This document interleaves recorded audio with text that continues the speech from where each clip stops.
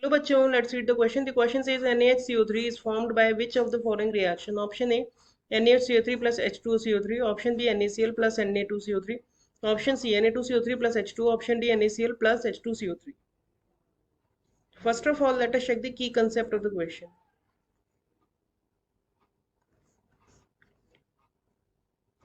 First of all, let us check the key concept of the question. The key concept of this question is one key concept is formation of NaHCO3, that means sodium hydrogen carbonate or baking soda, and another key concept is neutralization reactions.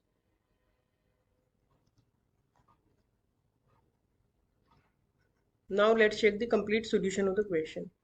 So if we talk about neutralization reactions are the reactions when acid react with base and form salts plus water. तो acid और जो base होते हैं वो आपस में react करके salt बनाते हैं और साथ में वाटर भी बनाते हैं। तो इसमें अगर हम देखें तो NaOH जो है वो एक बेस है और H2CO3 जो है वो एक एसिड है। तो एसिड और बेस जब रिएक्ट करेंगे तो सॉल्ट बनाएंगे और NaHCO3 जो है वो एक सॉल्ट होता है। NaHCO3 के जो कंपोनेंट होते हैं, जैसे हम अगर इसके नाम से भी इस पहचानने की ट्राई करें तो NaHCO3 जो है वो एक सॉल्ट है और इसके जो कंपोनेंट होंगे वो जो पॉजिटिव पार्ट है, जो केटायन पार्ट है, उससे हमेशा बेस बनता है। तो इसका बेस हो गया NaOH और जो एनायनिक पार्ट होता है उससे हमेशा एसिड बनता है। तो इसका एसिड हो गया H2CO3।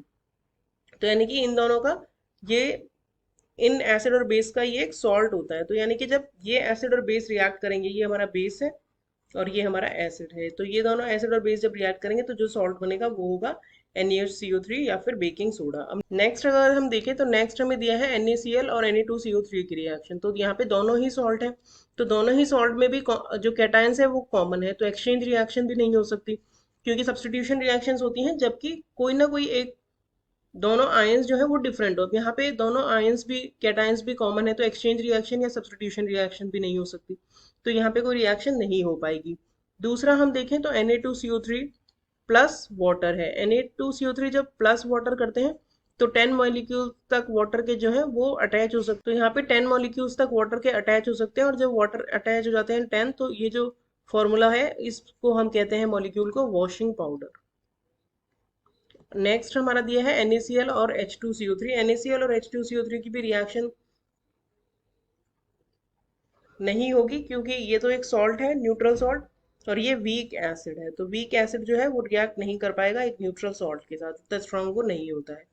तो हमारा करेक्ट आंसर हो गया option A. Hope you understood the solution well, thank you.